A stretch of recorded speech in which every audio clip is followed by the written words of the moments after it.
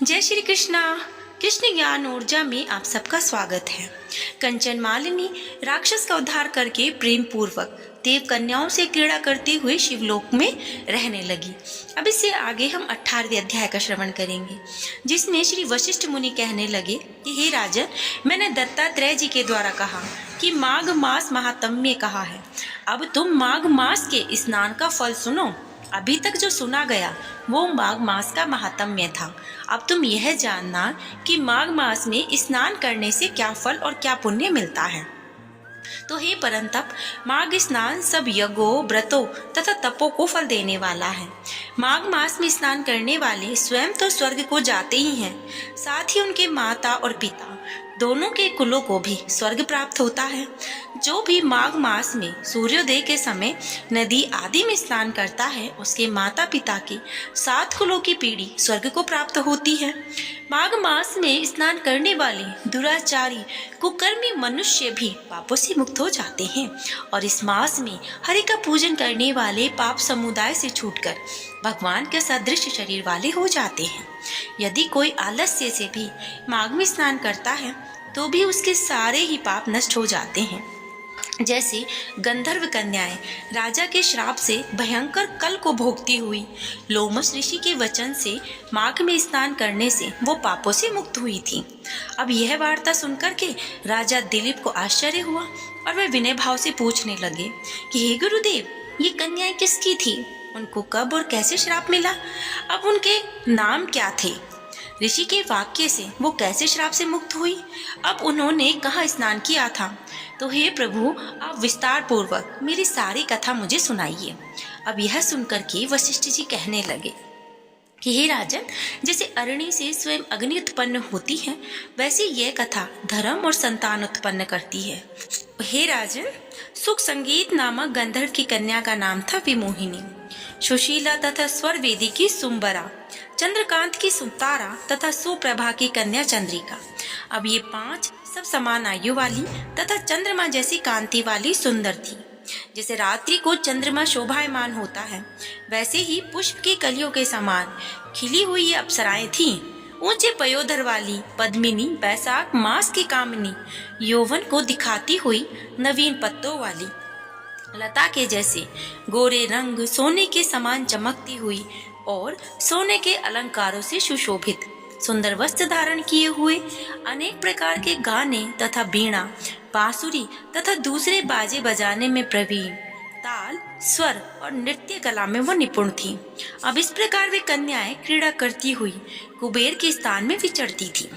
अब एक समय कौतुकवश माघ मास में एक वन में दूसरे वन से विचरती हुई वो मंदिर के पुष्प तोड़कर सरोवर पर गौरी पूजा के लिए गई हुई थी। स्वच्छ जल के सरोवर में स्नान करके वस्त्र धारण कर मौन होकर बालू मिट्टी की गौरी बनाकर चंदन, कपूर, कुकुम्भ और सुंदर कमलों से उपचार सहित पूजन करके अब ये 5 कन्याएं ताल नृत्य करने लगी और फिर ऊंचे गांधार स्वर में सुंदर गीत वो गाने लगी। अब जब ये कन्याएं गाने और नाचने में लीन हो गई थी तो उस अच्छोंद नामक उत्तम तीर्थ में वेद निधि नाम के एक मुनि के पुत्र अग्निप ऋषि स्नान को गए हुए थे। अब वह युवा ऋषि सुंदर मुख, कमल सदृश नयन, विशाल छाती, सुंदर भुजाओं वाला दूसरे कामदेव के समान लग रहे थे। शिका सहित दंड लिए, मृग चर्म ओढ़े, यज्ञोपवीत धारण किए हुए थे। अब उनको देखकर 5 कन्याएं मुग्ध हो गई उन पर और उनका रूप और यौवन देखकर कामदेव से पीड़ित होकर वो कहने लगी, देखो देखो।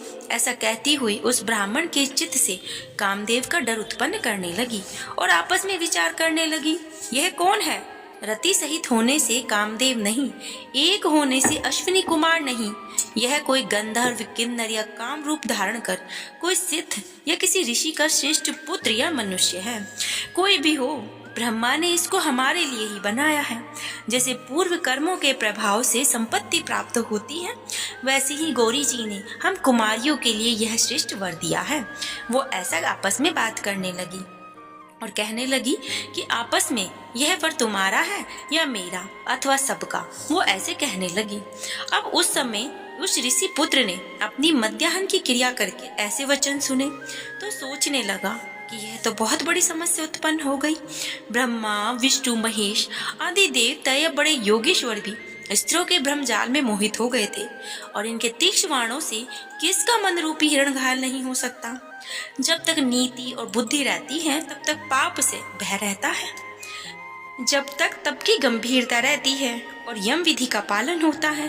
अब जब तक मनुष्य स्त्रियों के काम रूपी बाणों से भीगा नहीं जाता, ये मुझे उन्मुक्त और मुग्ध कर रही हैं। किन गुणों से धर्म की रक्षा हो सकती है?